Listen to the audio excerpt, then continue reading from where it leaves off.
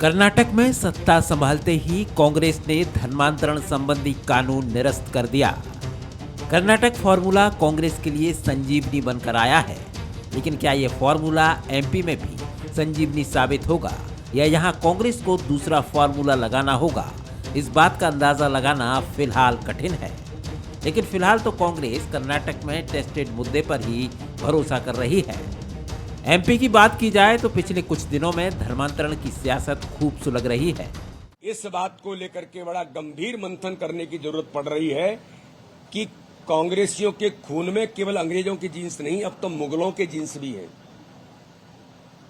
अगर नहीं होते तो दिग्विजय सिंह जी, आपको उन बेटियों का दर्द पता होता, समाज के उन कितने परिवारों का जीवन बर्बाद कर दिया इन जिहादियों ने। इससे आप कांग्रेस का हिडन एजेंडा समझ जाओ। पर प्रियंका जी, राहुल जी से जरूर सवाल है कि प्रियंका जी कहती थी कि लड़की हूं, लड़ सकती हूं। अब ये तो लड़कियों की सुरक्षा के लिए था धर्मांतरण विधेयक, उनको संरक्षण देने के लिए था। क्या कानून रद्द करना जिहादियों को संरक्षण देना नहीं है?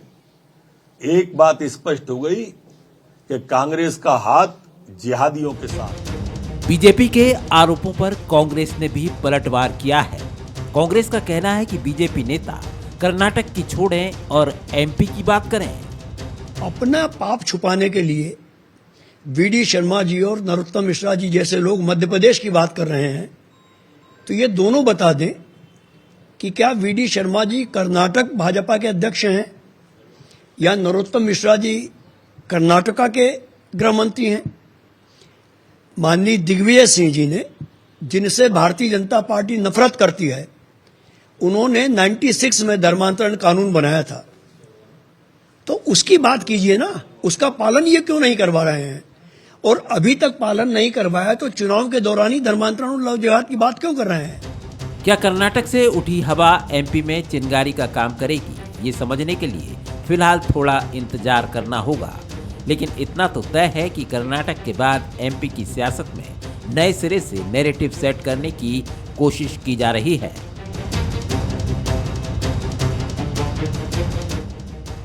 सवाल नंबर 1, कर्नाटक में आजमाए गए मुद्दे क्या कांग्रेस एमपी में भी आजमाना चाहती है? सवाल नंबर 2, क्या धर्मांतरण का मुद्दा सिर्फ सियासत सुलगाने के लिए उछाला जा रहा है? सवाल नंबर 3, क्या कर्नाटक के बाद एमपी में नए सिरे से नैरेटिव सेट करने की कोशिश है? नमस्कार, मैं हूं मनोज सैनी और हमारा आज का मुद्दा है सियासत लब से जिहाद तक। कर्नाटक में धर्मांतरण विरोधी कानून निरस्त होने के बाद एमपी में भी सियासत गरमाने लगी है। बीजेपी इस मुद्दे पर कांग्रेस को घेर रही है तो कांग्रेस कर्नाटक को छोड़ एमपी की बात करने को कह रही है। अब सवाल यही है, क्या कर्नाटक से अलग है मध्य प्रदेश? दोनों दल अपने अपने तरह से बात कर रहे हैं, पर यह सियासत कब तक गरमाने वाली आखिर, और इसमें क्या क्या दिखाई देगा? क्योंकि जिस तरह भारतीय जनता पार्टी हमलावर है और कांग्रेस अपनी बात कुछ अलग तरह से कह रही है, तो आज समझते हैं इस पूरी सियासत को, आखिर इसके मायने क्या। मेरे साथ दो मेहमान जुड़ रहे हैं। नरेंद्र सलूजा है भारतीय जनता पार्टी के प्रवक्ता। नरेंद्र जी, आपका बहुत स्वागत है। अजीत सिंह भदौरिया है कांग्रेस के प्रवक्ता। अजीत जी, आपका भी बहुत स्वागत है। और जय नागड़ा जी है वरिष्ठ पत्रकार। जय जी, आपका भी बहुत स्वागत है। सबसे पहले जय नागड़ा जी के पास चलूंगा। जय नागड़ा जी, हम जब कर्नाटक को समझते हैं तो कर्नाटक और मध्य प्रदेश की राजनीति सियासत में बहुत फर्क है। ये बात अलग है कि एक ऐसा घटनाक्रम हुआ जिससे दोनों का मेल होता है, जब सरकारें किसी की बनी और बाद में किसी और की सरकार बन गई। पर जब लव जिहाद या धर्मांतरण की तरफ जाते हैं तो क्या आपको लगता है, अभी हम सुन भी रहे थे के मिश्रा जी का बयान, तो ऐसा लगता है मध्य प्रदेश में कुछ अलग होगी क्या कांग्रेस कर्नाटक से, या भारतीय जनता पार्टी को मुद्दा दे दिया कर्नाटक ने धर्मांतरण अलग करके? नहीं, मुझे लगता है कि देखिए, कर्नाटक का एक, यदि हम बात करें, उसका असर कांग्रेस पर इतना आया है कि वो उत्साह से भरी है और जो उसका आत्मविश्वास खो गया था वो कहीं लौटा है। और हिंदुत्व का बजरंगबली वाला जो मुद्दा है, उस पर बीजेपी द्वारा जिस तरह से उसको एक किया गया, उसके बावजूद वो कांग्रेस के पक्ष में गया, तो मुझे लगता है कि ये कांग्रेस के फेवर में गई। लेकिन मुझे लगता है कि राहुल जी ने अभी रिसेंटली एक बात कही थी कि साइड मिरर में देख करके सरकारें कार आप नहीं चला सकते, तो मुझे लगता है ये बात कांग्रेस के लिए भी उतनी प्रासंगिक है। अब आपको यदि सरकार चलाने का मौका मिला है तो बजाय आप भी पीछे मुड़ के देखने के या साइड मिरर में देखने के, आप भी आगे के रास्ते पे चलें। मुझे लगता है कि जो नैरेटिव बीजेपी ने सेट किया है, कहीं कांग्रेस उससे बाहर नहीं आ पा रही है। यदि हम विकास की बात कर रहे हैं, डेवलपमेंट की बात कर रहे हैं, तो मुझे लगता है इन मुद्दों से आगे बढ़ करके सोचना पड़ेगा। और आप बजरंगबली की सियासत को हम मध्य प्रदेश में भी देख रहे हैं, तो मुझे लगता है कि कांग्रेस को स्पष्ट होना पड़ेगा कि हम विकास की यदि बात कर रहे हैं तो हम साइड मिरर में देखे या रिवर्स में गाड़ी नहीं जाए, हम आगे की तरफ जाए। मध्य प्रदेश में फैक्टर अलग है। यहाँ पर चुनाव के जो जिन बातों पर चुनाव होंगे वो सारी चीजें अलग हैं। ये बात भी सही है कि मध्य प्रदेश में कांग्रेस के इस समय फेवर में माहौल है। खुद बीजेपी का अपना एनालिसिस, संघ का एनालिसिस भी बता रहा है। तो मुझे लगता है कि अब इस चीजों से ऊपर उठने की जरूरत है। एक तरफ हम जोड़ने की बात करते हैं और फिर बांटने की बात किसी भी स्तर पे हो, ये ठीक नहीं है। बिल्कुल, चलिए ठीक है आपका कहना। जी, अजीत भदौरिया जी, के मिश्रा जी को हम सुन रहे थे, वो कह रहे थे कि कर्नाटक, उनकी बातों को जितना मैं समझ पा रहा था, आप और बेहतर समझाएंगे या समझ रहे होंगे, धर्मांतरण की बात चल रही, लव जिहाद की बात चल रही। अब ये वहाँ पर धर्मांतरण का जो कानून था, जो भारतीय जनता पार्टी की सरकार लेकर आई थी, आपने उसको वापस लेने की बात कर दी कि हाँ हमारे यहाँ नहीं चलेगा ये, तो क्या मध्य प्रदेश में भी यही करेंगे आप? देखिए आदरणीय मनोज जी, मैं बिल्कुल स्पष्ट कर दूं मध्य प्रदेश के संदर्भ में, मध्य प्रदेश में कांग्रेस पार्टी धर्म परिवर्तन के खिलाफ है, धर्मांतरण के खिलाफ है। कांग्रेस की ही पार्टी थी, पार्टी की सरकार थी, 21 अक्टूबर 1968 को धर्मांतरण विरोधी कानून लेके आई थी, जिसमें बलपूर्वक, छलपूर्वक दूसरे धर्म को अपनाने के लिए, दूसरे धर्म के व्यक्ति से शादी करने के लिए, वैवाहिक संबंध स्थापित करने के लिए कोई भी अगर जबरदस्ती करता है तो उसके खिलाफ कानून लेके कांग्रेस पार्टी आई थी, उसमें कड़े प्रावधान लाए गए थे। आज कर्नाटक के किसी संदर्भ का मध्य प्रदेश से कोई सरोकार नहीं आदरणीय मनोज जी, यह सिर्फ और सिर्फ सत्ता हित का मामला है। और भारतीय जनता पार्टी, जो कि 18 साल से लगातार सरकार में होने के कारण भी विकास के मुद्दों पर बातचीत नहीं कर रही, वह धार्मिक ध्रुवीकरण से अपनी राजनीतिक रोटियां मध्य प्रदेश में सेकने का प्रयास कर रही है। इसलिए वो इस तरीके की गैर जरूरी बातें, गैर जरूरी मुद्दों को प्रदेश के अंदर उठाकर, प्रदेश में जो विकास में, जो सतपुड़ा में आग लगी, सतपुड़ा भवन में आग लगी, उसका जवाब देने से बचने के लिए इस तरीके के मुद्दों को उछालने का लगातार प्रयास कर रही है। परंतु मध्य प्रदेश का जनमानस अब यहाँ प्रदेश के मुखिया शिवराज सिंह को समझ चुका है, भारतीय जनता पार्टी की रग रग को समझ चुका है। इसलिए वो समझता है कि हमें सिर्फ और सिर्फ विकास के मुद्दे पे बात करनी है, बाकी धर्मांतरण या अन्य दूसरे मुद्दे जिन्हें भारतीय जनता पार्टी बरगलाने का काम करेगी प्रदेश के जनमानस को, उसको उसके साथ नहीं, सवाल इसलिए आ रहा है अजीत जी, सवाल इसलिए आया कि वहां तो वापस ले लिया कानून। अब आप जैसा दावा कर रहे हैं कि मध्य प्रदेश में आपकी सरकार आ जाए, कांग्रेस की जैसा आप लोग का दावा है, वो भारतीय जनता, दोनों दल चुनाव से पहले तो सभी के अपने दावे होते, जनता तय करती है। लेकिन क्या आप उस धर्मांतरण का कानून वापस लिया उसके पक्ष में है, हाँ या ना? देखिए, वहां की परिस्थितियां क्या रही क्या नहीं रही उसके संदर्भ में ना मुझे ज्ञान है, ना मैं चर्चा करना चाहता।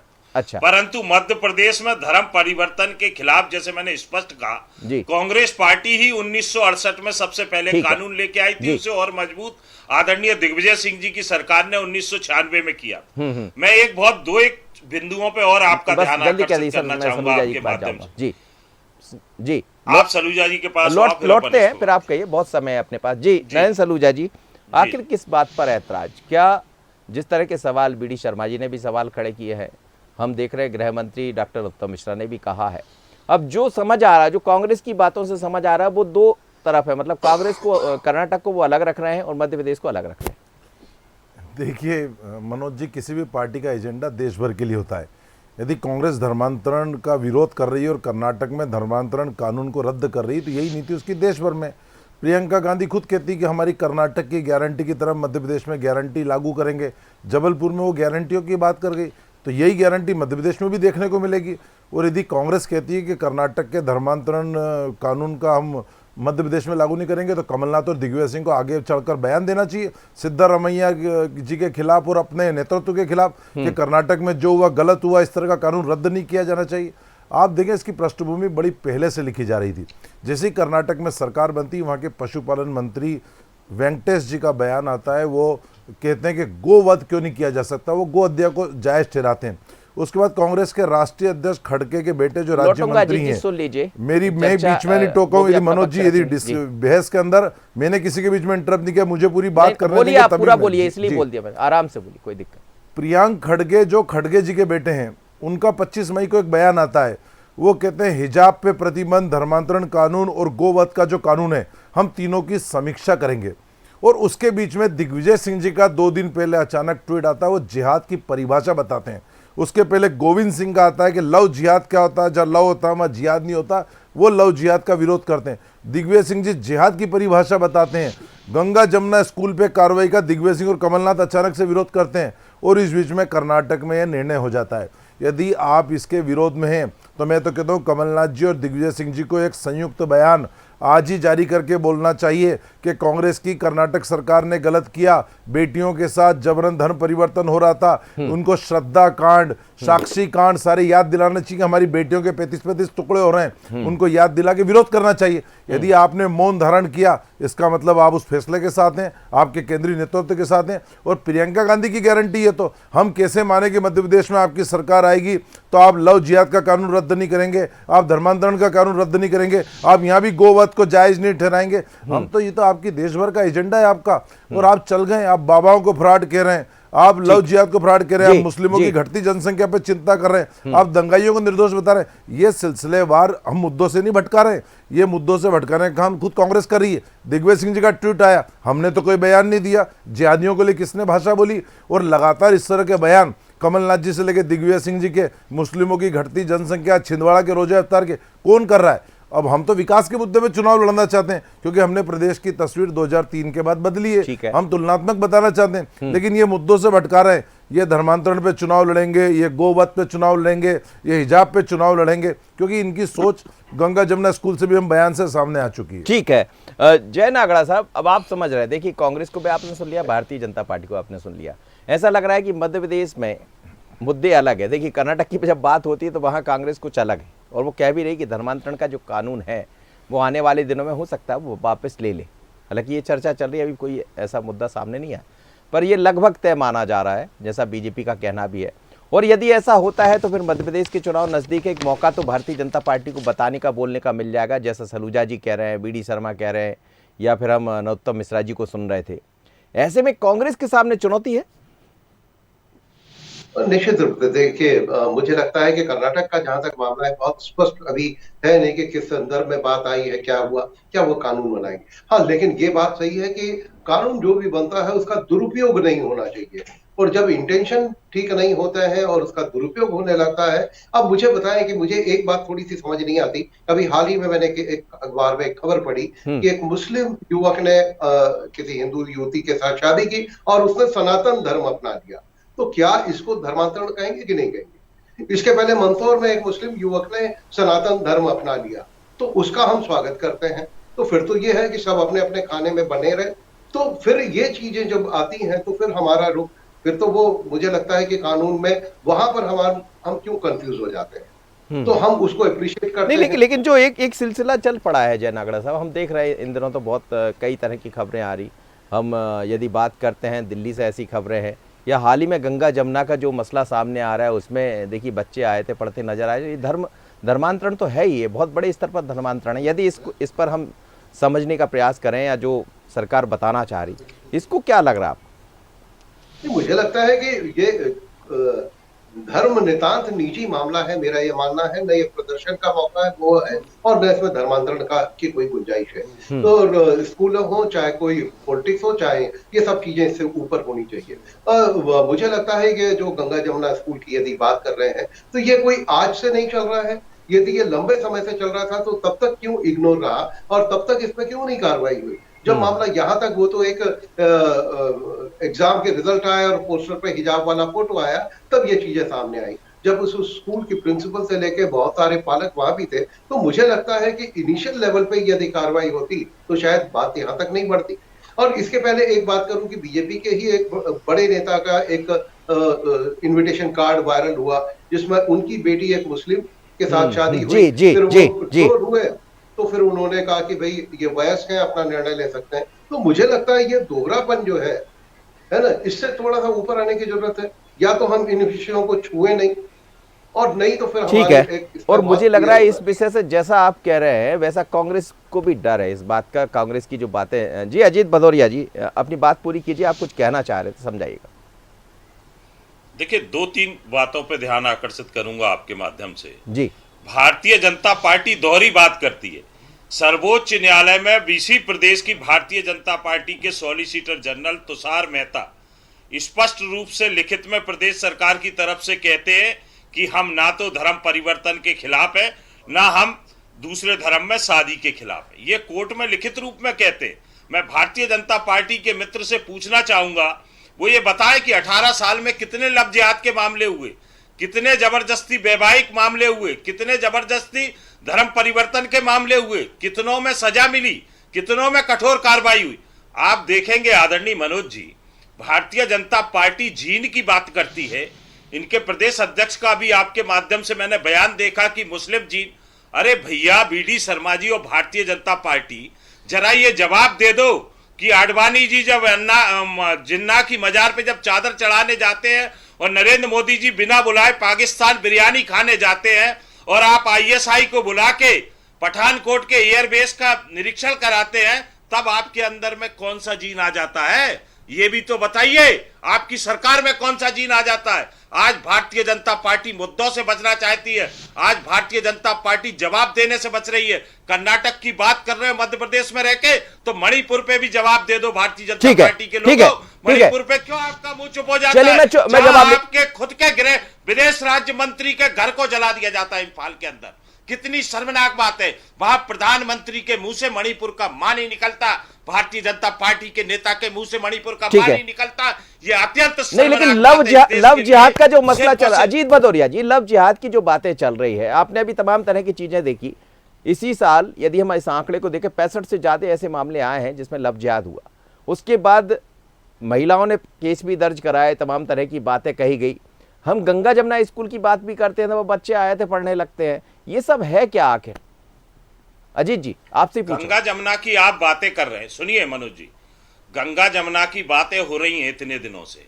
18 साल से सरकार में हो, एक एजुकेशन का सिस्टम है, सीएससी से चालू होता है निरीक्षण का, CSC, BSC, BRC, DO, DPC, ये सब सिस्टम होता है। ये कहाँ कलप्स हो गया? क्यों नहीं स्कूलों का निरीक्षण हुआ? क्योंकि अंडर द टेबल भ्रष्टाचार की जड़ों में ये चीजें स्कूल का प्रदेश का स्वास्थ्य शिक्षा विभाग बैठ गया, बट्टा बैठ गया। ये गंगा जमुना जैसे स्कूलों में जो चीजें पनप रही हैं, ये शिवराज सिंह और भारतीय जनता पार्टी के 18 साल के भ्रष्टाचार का परिणाम है। मनोज जी, मतलब आप भी विरोध में, आप जो हो रहा था वो गलत हो रहा था, आप भी कह रहे हैं जो हो रहा था वो गलत हो रहा है। बिल्कुल, अगर किसी की इच्छा के विरुद्ध कोई भी धर्म अपनाने के लिए बाध्य किया जाता है तो वो गलत है। ठीक, गलत है, गलत है जी। नरेंद्र सलूजा जी। कमलनाथ जी और दिग्विजय सिंह जी का तो गंगा जमुना स्कूल में अभी तक मुंह नहीं खुला, लेकिन बधाई दूंगा अजीत भदौरिया जी को, साहसिक रूप से उन्होंने स्वीकारा कि गलत हो रहा था। आप देखें दोनों नेताओं के आज तक बयान नहीं आए। अब बयान कब आए? जब उसमें बुलडोजर चल रहा है तो दोनों ने विरोध किया। दोनों ने जब बच्चों के कलावा काट दिए जाते थे, तिलक मिटा दिए जाते थे, अब ये कह रहे भाजपा की सरकार थी। कार्रवाई किसने करी? कांग्रेस ने करी क्या? जिस दिन मामला उनकी मेरिट लिस्ट आई, स्काफ के फोटो आए, सरकार ने ही जांच के आदेश दिए, सरकार ने ही वहां के जिला शिक्षा अधिकारी को सस्पेंड किया, सरकार ने ही कार्रवाई करी, सरकार ने ही पूरी जांच निकाली जिससे स्कूल से मस्जिद तक का रास्ता निकला, सरकार ने ही सारे तथ्य प्रमाण जुटाए कि लोगों के साथ छेड़छाड़ की जा रही थी। अब इस बीच में 18 साल में तो 15 महीने आपकी भी सरकार रही। आपने कितने पैसे खा लिए थे गंगा जमुना स्कूल से जो 15 महीने आपका ध्यान नहीं गया? देखिए, जिस दिन सरकार के संज्ञान में आया, सरकार की जब गलती मानी जाती कि सरकार के संज्ञान में 10 साल से मामला हो, सरकार चुप हो, 5 साल पहले अखबारों में छपा, चुप हो। अरे जिस दिन फोटो वायरल हुआ, सिर्फ गृह मंत्री और मुख्यमंत्री ने कड़ी कार्रवाई के निर्देश दिए और उसका परिणाम है कि कार्रवाई हो रही। और दूसरी बात, ये बहस चल रही है धर्मांतरण पे, अब इसमें मणिपुर भी आ गया, पाकिस्तान भी आ गया, चीन भी आ गया। मैं कहना चाहता हूं, सर्जिकल स्ट्राइक से भारत का गौरव किसने बढ़ाया? नरेंद्र मोदी सरकार ने। और सर्जिकल स्ट्राइक पे सवाल किसने खड़े करे? सेना की शहादत के सबूत किसने मांगे? सेना की बहादुरी के सबूत किसने मांगे? आज भारत का गौरव विश्व में बढ़ रहा है। अमेरिका का राष्ट्रपति ऑटोग्राफ मांगता है, ऑस्ट्रेलिया का राष्ट्रपति कहता है कि बिग बॉस, और जिस प्रकार से एक राष्ट्रपति चरणों में हमारे प्रधानमंत्री के पैरों में झुकता है, तो ये किसने भारत का वैभव बढ़ाया? यदि विदेश के मुद्दों पे बात करना तो बहस उस पे कर लीजिए। आप मणिपुर, चीन और पाकिस्तान पे कर रहे हैं, अरे आप धर्मांतरण पे बात करिए। आप कर्नाटक के धर्मांतरण कानून को यदि गलत मानते हैं तो आज ही कांग्रेस को बयान जारी करके कहना चाहिए, कमलनाथ जी को, दिग्विजय सिंह को, कि मध्य प्रदेश के अंदर हम इस तरह का धर्मांतरण कानून रद्द नहीं होने देंगे और कर्नाटक सरकार ने जो निर्णय लिया हम उसका विरोध करते हैं। लेकिन विकास के हमारे मुद्दों पर बात नेतृत्व क्यों से नहीं मांग होती है? करते हैं कि इस कानून को नरेंद्र वापस जी, लाया जाए। सलूजा साहब जी, विकास के मुद्दों पर कहां चले जाते हैं? आखिर यहां आकर क्यों अटक जाते हैं आप भी और वो भी? देखिए, किसने शुरुआत करी? दिग्विजय सिंह जी ने ट्वीट किया, हमने उनको बोला था कि आप ट्वीट करिए, आप जिहाद की परिभाषा बताइए, आप हमारे संतों को, कथावाचकों को फ्रॉड बताइए। हमने कहा था गोविंद सिंह से कि लव जिहाद कुछ नहीं होता कहिए। हमने कहा था कमलनाथ जी से कि रोजा इफ्तार में जाएं और मुस्लिमों को दंगे का भय दिखाएं। हमने कहा था दिग्विजय सिंह जी से कि पत्रकार वार्ता में कहें कि मुस्लिमों की आबादी घट रही है। हमने कहा था दिग्विजय सिंह जी से कि कहें कि पश्चिम बंगाल, महाराष्ट्र में रामनवमी के दंगों पे जिन लोगों ने पत्थर फेंके वो निर्दोष बच्चे। इस तरह के बयान कौन दे रहा है? कौन मुद्दों से भटका रहा है? अरे आप क्यों विकास पे बात नहीं करते कि बीमारू राज्य से विकसित राज्य शिवराज सरकार ने बना दिया है। 4 लाख किलोमीटर की सड़कें बन रही है, सिंचाई का रकबा 7.5 हेक्टेयर से बढ़कर 45 लाख हेक्टेयर चल गया है, प्रति व्यक्ति आय, बजट, आप सब पे क्यों नहीं बहस करते? आप कुछ जिहाद की परिभाषा बता रहे हैं। जवाब दीजिए अजीत जी, बहुत कम समय। आप मैं फिर आपका जवाब भी लेना पड़ेगा। देखिए, की बारी आएगी। हम और आप मनोज जी चर्चा कर रहे हैं, हम और आप मनोज जी चर्चा कर रहे हैं। इस क्षण कोई बच्चा मध्य प्रदेश में पैदा हुआ है, 52,000 रुपए के कर्जे में बच्चा पैदा हो गया, ये शिवराज सिंह जी का विकास है? 4,000 करोड़ रुपए अभी 14 तारीख को बजट था पहले 21,000 करोड़ का, 3,14 करोड़ का बजट हो गया है। हम इस मध्य प्रदेश के लोग 21,000 का बजट था आपके समय, 3,14 करोड़ का बजट हो गया है। सतपुड़ा जल रहा है धू करके, सारे भ्रष्टाचार की पूरी 20,000 से ऊपर फाइलें जल गई। किसकी जली? 15 महीने की कमलनाथ सरकार की जली है। 15 महीने की कमलनाथ सरकार के भ्रष्टाचार की जली है। खून पसीने की कमाई को जला के रख दिया। ये शिवराज सिंह जी का भ्रष्टाचार है। सतपुड़ा पे बात नहीं करेंगे, नारी अत्याचार पे बात करोना बाद जिहाद कौन लेके आ रहा है? धर्मांतरण कौन लेके आ रहा है? क्यों दिग्विजय सिंह ट्वीट कर रहे हैं? क्यों गोविंद सिंह बयान दे रहे हैं? इस पे क्यों नहीं बात कर रहे हैं? विकास से करो, सतपुड़ा पे बात करो। आप बात कौन करने को राजी नहीं है? हम करने को तैयार है कि एक भी फाइल नहीं चली है लोकायुक्त पीओडब्ल्यू की, आप करना ही नहीं चाहते। आप मध्य प्रदेश के मुद्दों पे बात नहीं करना चाहते, आप प्रदेश को बांटना चाहते हैं। आप दंगों का भय दिखा रहे हैं एक वर्ग को, आप एक वर्ग पे गंगा जमुना स्कूल पे कार्रवाई का विरोध कर रहे हैं। क्यों कमलनाथ और दिग्विजय सिंह जी ने कार्रवाई का विरोध किया? जवाब दो अजीत भदौरिया। क्यों कमलनाथ और दिग्विजय सिंह जी ने गंगा जमुना पे कार्रवाई का विरोध किया? मेरे मित्र अजीत भदौरिया हिम्मत करके बोल रहे हैं कि स्कूल गलत कर रहा था, तो कमलनाथ जी और दिग्विजय सिंह जी ने हिम्मत क्यों नहीं दिखाई ये सच बोलने की, जो सच अजीत भदौरिया बोल रहे हैं? पूरी की पूरी खा गए। चलिए ठीक है जी, ठीक है, हो गया। समय नहीं सर, समय नहीं। नयन जी कुछ कह रहे हैं आप? एक लाइन जल्दी कह दीजिए। मैं कह रहा हूं जो अजीत भदौरिया ने हिम्मत दिखाई, गंगा जमुना पे गलत हो रहा है, कमलनाथ और दिग्विजय सिंह आज तक हिम्मत क्यों नहीं दिखा रहे बोलने की कि गंगा जमुना पे गलत हो रहा है? क्यों नहीं बोल रहे? जय नागड़ा साहब, जय नागड़ा साहब, आप दोनों को आपने सुना, मैं आपकी प्रतिक्रिया चाहूंगा। और क्या ये लगता है कि आने वाले दिनों में जैसे जैसे चुनाव नजदीक आएंगे ये सब मुद्दे ज्यादा दिखाई देंगे या वास्तव में बात विकास तक पहुंच जाएगी? निश्चित रूप से मुझे लगता है कि जिस तरह का चुनाव को लेकर के अभी रसाकशी बनी हुई है, तो ये आगे ये सारी चीजें तेज होनी है और कहीं ना कहीं दोनों पार्टियां जिस तरह से सब कुछ अपना दांव पे लगा रही है, और मुझे लगता है कि कहीं ना कहीं निर्वाचन आयोग को इस पर संज्ञान लेना चाहिए। ये सारी चीजों से, विवादित चीजों से बचें और हम बेसिक चीजों पर बात करें, हम विकास पर बात करें। हम बात करते हैं, दोनों पार्टियां बात करती है लेकिन करती नहीं है, और हम ले देकर के उन भावनात्मक मुद्दों पे आते हैं और या फिर प्रलोभन की राजनीति पे आ जाते हैं कि कोई 1,000 रुपए की घोषणा करता है तो कोई 1,500 की घोषणा कर देता है। मुझे लगता है कि राजनीति को इससे ऊपर उठाने की जरूरत है। यदि हम डेवलपमेंट की बात कर रहे हैं, प्रदेश को कर्जे से कम लाने की बात कर रहे हैं, तो ये इसके लिए दोनों बराबरी। बिल्कुल आप ठीक कह रहे हो। मुझे लगता है कि मध्य प्रदेश की जनता इसी बात का इंतजार भी कर रही होगी। जय नागड़ा साहब, जो आप कह रहे हैं, नरेंद्र सलूजा जी आपका बहुत धन्यवाद, अजीत भदौरिया जी आपका धन्यवाद, जय नागड़ा साहब आपका भी बहुत धन्यवाद। लेकिन मध्य प्रदेश में क्या कर्नाटक से अलग राजनीति होगी? कर्नाटक में धर्मांतरण के मुद्दे को लेकर खूब चर्चा चली और अब ये कहा जा रहा है कि वहाँ की सरकार, जो भारतीय जनता पार्टी की सरकार कानून लेकर आई थी, उसको वापस लेने वाली। सवाल उठेंगे, यहाँ पूछा जाएगा क्या मध्य प्रदेश में भी कांग्रेस ऐसा करेगी? और जब जब ये सब बातें होंगी तो फिर जनता इंतजार करेगी कि विकास कहाँ है, बाकी चीज़ें कहाँ हैं। और दोनों दलों से यही उम्मीद करती है। लेकिन आने वाले चुनाव में, आने वाले वक्त में ये उम्मीदें ज़रूर करना चाहिए कि क्या मुद्दों पर वापस लौटेंगी दोनों पार्टियां। छत्तीसगढ़ आज का मुद्दा, लोकल पर वोकल, सियासत। नमस्कार।